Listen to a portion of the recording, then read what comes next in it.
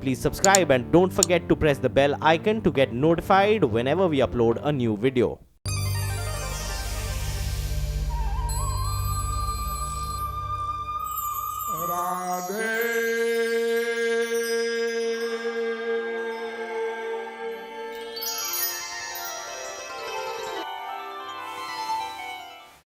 श्री कृष्ण की लीला भूमि श्री वृंदावन में अनेकों महारसिकों ने ब्रज रस की वर्षा करते हुए अपने सत्संग व साहित्य के द्वारा प्रेम तत्व की महानता को प्रकट किया है। उसी परंपरा में इस युग के परमाचार्य भक्ति योग रसावतार भगवदनंत श्री विभूषित जगत गुरु श्री कृपालु जी महाराज अपने सत्संग द्वारा जन साधारण को भी सुलभ जिस प्रेम रस की वर्षा कर रहे हैं वह अद्वितीय है। उन्होंने जीव कल्याणार्थ अपने ग्रंथों में श्यामा श्याम की रसमयी लीलाओं तथा प्रेम तत्व के निगूढ़तम सिद्धांतों का अत्यंत विशद विवेचन किया है। ब्रज रस रसिकों ने श्री महाराज जी के व्यक्तित्व में सर्वश्रेष्ठ गोपी भाव की अनुभूति की। विद्वानों ने उनके प्रवचनों में सर्वदर्शन समन्वित वेदों शास्त्रों के यथार्थ ज्ञान का दर्शन किया एवं भावुक भक्तजनों ने श्री महाराज जी के नाम संकीर्तन में श्री राधा कृष्ण प्रेम रस का मूर्तिमान स्वरूप देखा। आइए ऐसी महानतम विभूति के रसमय सत्संग की दिव्य मधुरिमा का पान करें।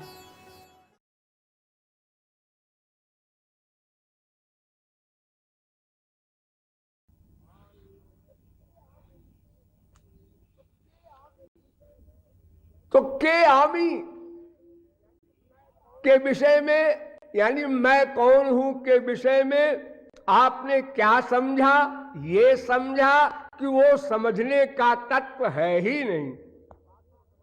चलो अच्छा, एक बात तो समझ में आई आपके कि मैं को समझने की चेष्टा अब कभी न करना, इसमें एनर्जी वेस्ट न करना, क्योंकि वो बुद्धि से परे है।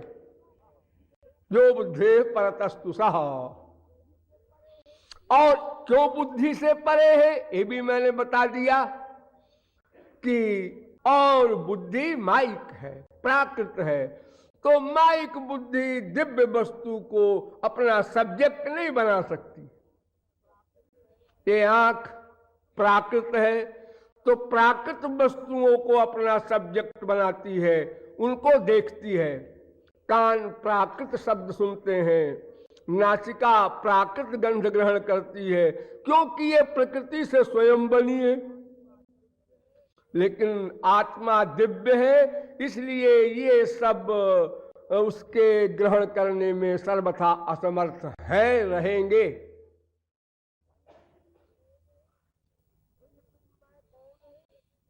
तो ये फिर मैं कौन है? इसका वेदों ने नाम रखा जीव।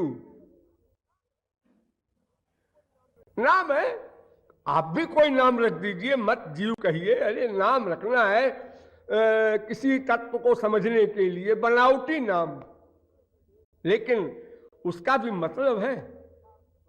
जीव नाम क्यों रखा भगवान ने, महापुरुषों ने? ये स्वयं जीवित रहता है और दूसरे को भी जीवित रखता है, इसलिए इसको जीव कहते हैं। स्वयं जीवित रहता है माने आत्मा नित्य है। अजो नित्य शाश्वतोयम पुराणो न हन्यते हन्यमाने शरीरे। तो आत्मा नित्य है, इसका मतलब सदा जीवित रहता है, और जब तक जहां रहेगा उसको भी सदा जीवित रखेगा।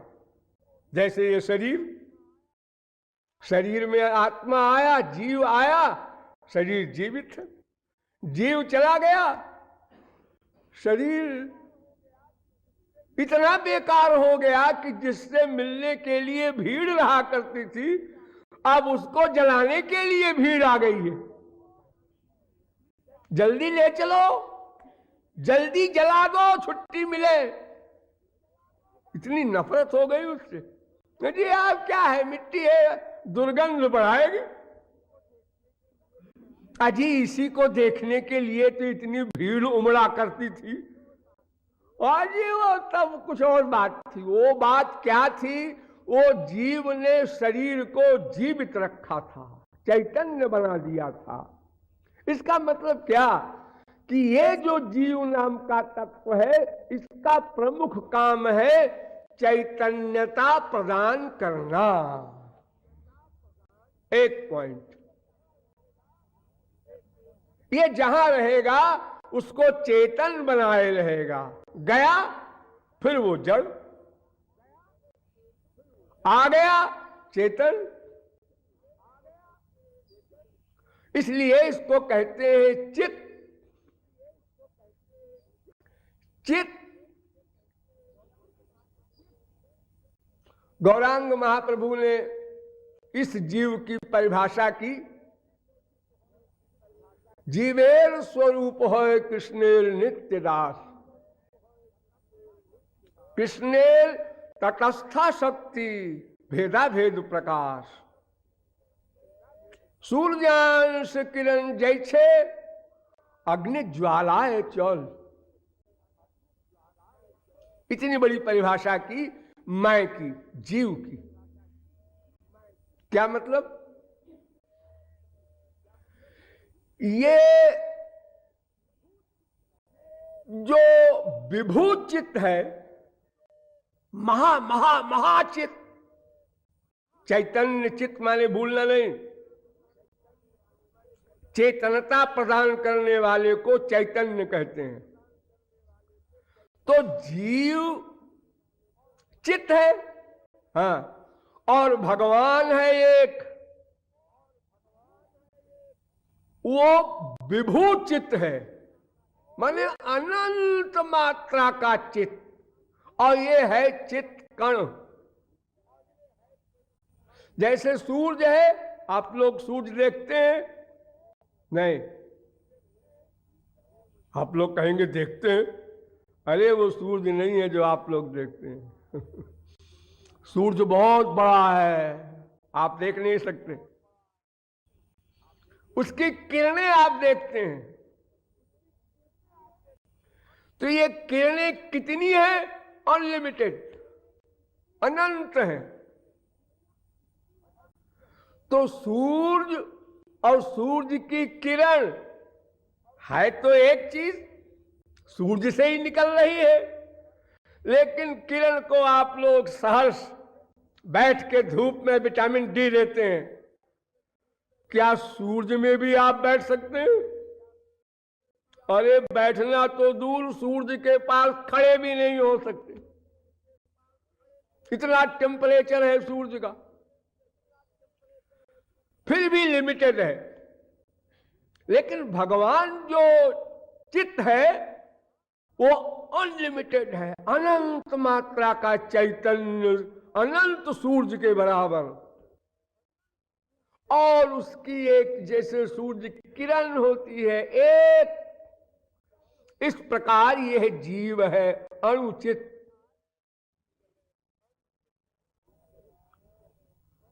यानी भगवान रूपी विभूचित का अंश ये जीव चित अणुचित चेतन।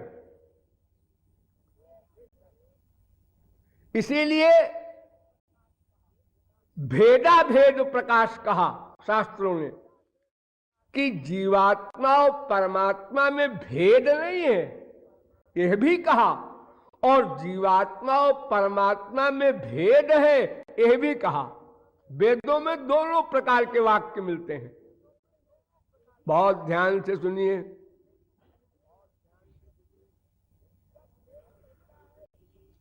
जब वेद कहता है कि जीवात्मा परमात्मा में भेद नहीं है, तो समझना चाहिए कि बिल्कुल ठीक, परमात्मा भी चित, जीवात्मा भी चित, दोनों चेतन हैं। हाँ बिल्कुल, परमात्मा अनादि सनातन, कभी प्रारंभ नहीं हुआ, और जीवात्मा भी अनादि सनातन। परमात्मा ज्ञाता कर्ता, जीवात्मा भी ज्ञाता कर्ता आदि शक्तियों से सबसे युक्त है। ज्ञान, इच्छा, क्रिया, ये तीन शक्ति होती है प्रमुख। आप में भी है, परमात्मा में भी है। आपको इच्छा हुई मनगढ़ चलना है, अब ज्ञान शक्ति को आपने लिया, कहां है मनगढ़, कितनी दूर है, कौन सी ट्रेन जाती है, कै बजे जाती है, ये ज्ञान शक्ति आई, ये मन में रहती है। तब मन ने इंद्रियों को ऑर्डर दिया, पैर चलो स्टेशन, ट्रेन टाइम हो रहा है, आंख तुम देखने का काम करो, सब इंद्रियों को ऑर्डर दिया अंतःकरण ने, और आप आए और मनगढ़ पहुंच गए। एक क्रिया हो गई, इच्छा, ज्ञान, क्रिया। ये जीव में भी है और भगवान में भी है। लिमिट का भेद है, इसलिए हम कह देते हैं कि जीवात्मा परमात्मा में भेद है।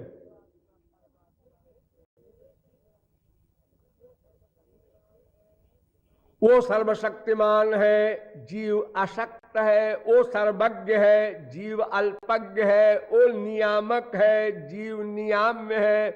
वो पिता है, जीव पुत्र है। वो भर्ता है, जीव भृत्य है। वो सर्वव्यापक है, जीव व्याप्य है। अनेक अंतर हैं, इसलिए हम ये भी वेदों में पढ़ते हैं कि जीवात्मा परमात्मा दो है, यानी भेद भी है, अभेद भी है।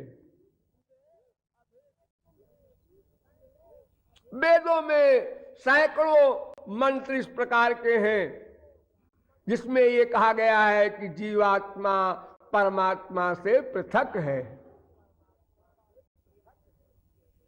सर्वाजीवे सर्वसंस्थे बृहंते अस्मिन् हंसो भ्राम्यते ब्रह्मचक्रे क्षरात्मानाभिशते देव, ये कहा। भोक्ता भोग्यम प्रेरितारंच मत्वा सर्वं प्रोक्तम त्रिविधम ब्रह्म में तत्। यानी जीवात्मा, परमात्मा और एक माया, ये तीन शक्तियां हैं।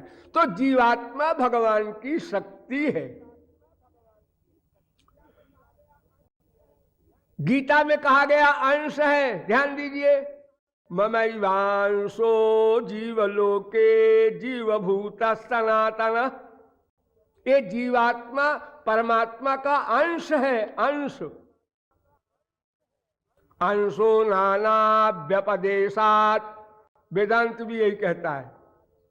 ईश्वर अंश जीव अविनाशी चेतन अमल सहज सुख राशि। लेकिन ये बात समझ में नहीं आती, क्यों? ब्रह्म अखंड है, उसके खंड नहीं हो सकते, टुकड़े नहीं हो सकते। फिर ये खंड कहां से टपक पड़ा? और फिर आप कहते हैं कि जीव अनादि है, सनातन है। तो ब्रह्म के जब टुकड़े नहीं हो सकते तो उसके अंश कहां से प्रकट हो गए? ये अंश कैसे कहा? और भगवान स्वयं कह रहे हैं गीता में, और वेद व्यास भी कह रहे हैं अंशो नाना व्यपदेशात। इसका उत्तर दिया महापुरुषों ने, शक्तित्वे नैवान सत्वम व्यंजयति। परमात्मा संदर्भ, यानी भगवान की शक्ति है इसलिए उसको अंश कहते हैं। तत्वंच तस्य तच्छक्ति तत्शक्तित्वेन सिद्धम। गोविंद भाष्य। ये जो अंश कहा जाता है जीव, इसलिए कहा जाता है कि भगवान की शक्ति है। विष्णु शक्ति परा प्रोक्ता क्षेत्रज्ञाख्या तथा परा अविद्या कर्म संज्ञान्या तृतीया शक्ति ऋष्यते। तीन शक्तियां भगवान की हैं, कुल जमा टोटल शक्तियां तो अनंत हैं, लेकिन तीन प्रमुख हैं। एक का नाम चित्त शक्ति, पराशक्ति, स्वरूप शक्ति, अंतरंग शक्ति, योगमाया शक्ति, ये सब नाम है उसके। और एक शक्ति है जीव शक्ति, हम लोग, और एक है माया शक्ति।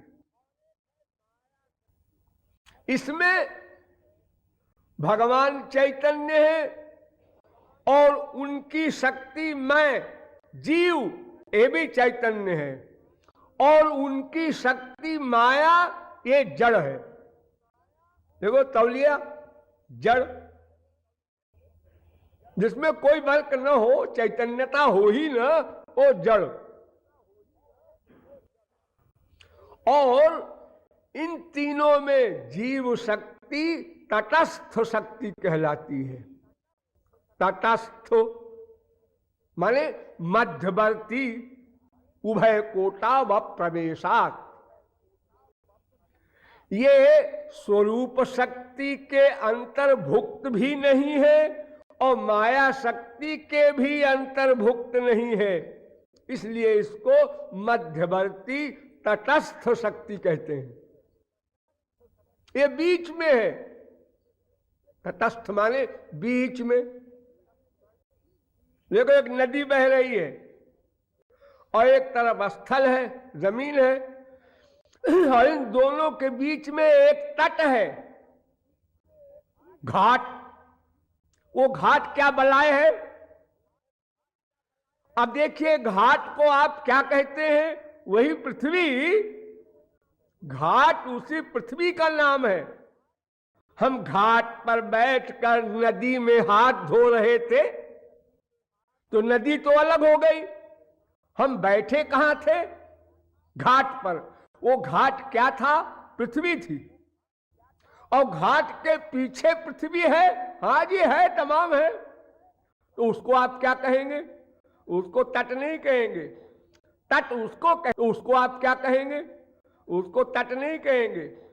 तट उसको कहेंगे कि बस हमारे आगे पानी, पीछे पृथ्वी, उसका नाम तट। ध्यान दो।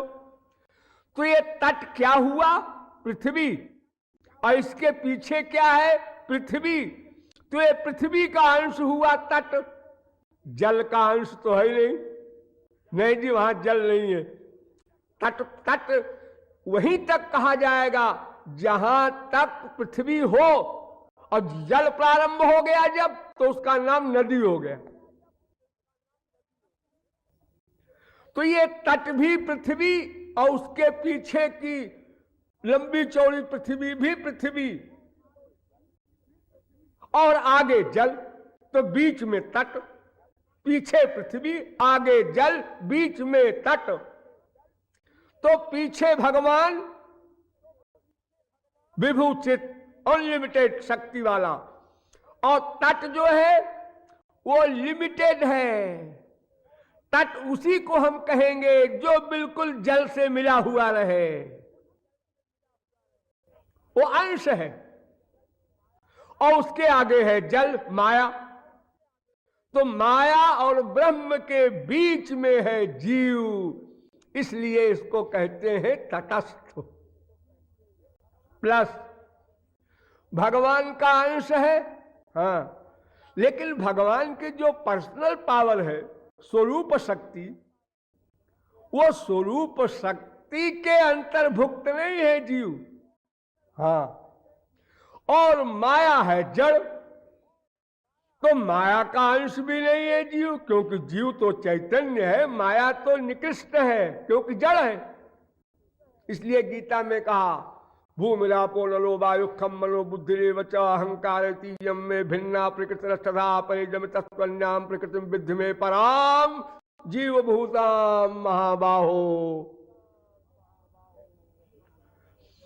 ये जीव रूपी जो शक्ति है भगवान की, ये उत्कृष्ट शक्ति है, श्रेष्ठ है, क्योंकि चेतन है।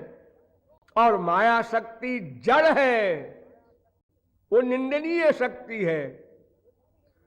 तो जीव शक्ति माया शक्ति भी नहीं है, उसका अंश भी नहीं है, और श्री कृष्ण का अंश भी नहीं है। क्योंकि अगर श्री कृष्ण का अंश होता तो श्री कृष्ण के गुणों से युक्त होता। अभी तो आप कह रहे थे कि भगवान का अंश है जीव।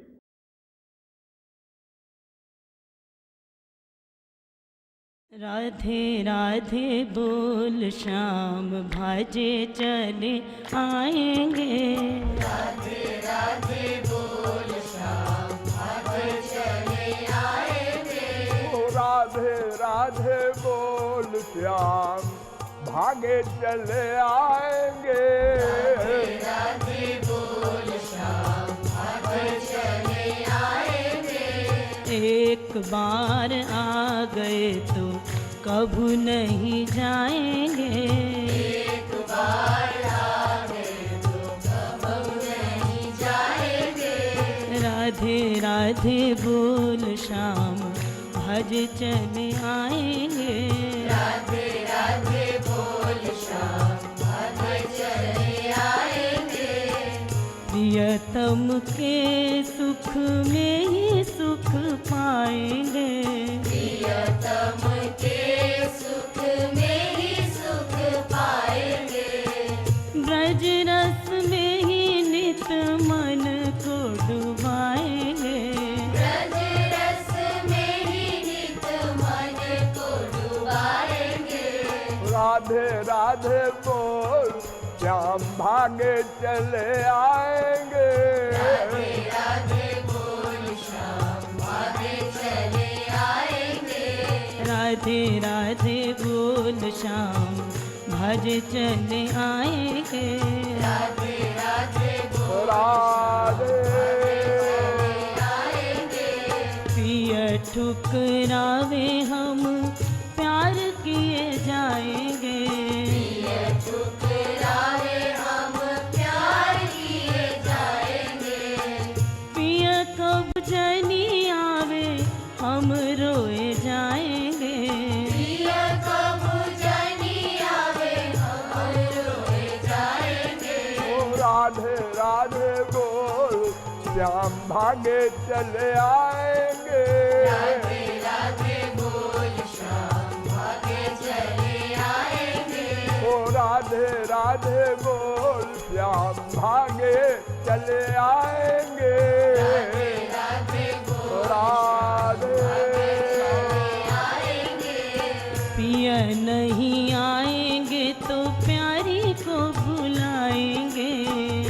नहीं आएंगे तो प्यारी को बुलाएंगे। प्यारी जब आएंगी तो प्यारे भाजे आएंगे। प्यारी जब आएंगे तो प्यारे भाजे आएंगे।